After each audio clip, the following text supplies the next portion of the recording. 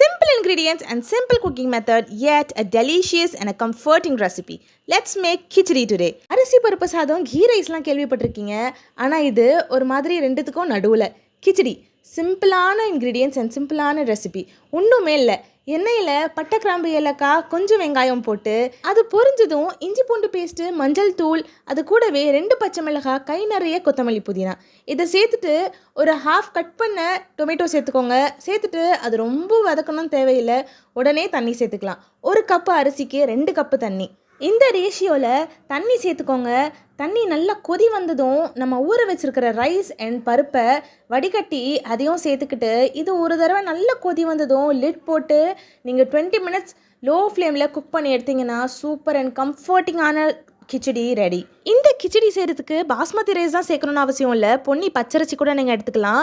இது அப்படியே கூட சாப்பிட்லாம். அவ்வளோ கம்ஃபர்டிங்காக இருக்கும். நான் இன்றைக்கி இது கீரையும் மட்டன் போட்டு ஒரு குழம்பு செஞ்சுருக்கேன்.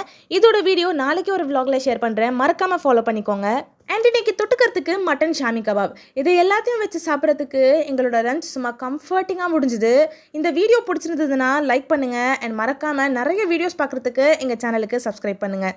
தேங்க்ஸ் ஃபார் வாட்சிங்.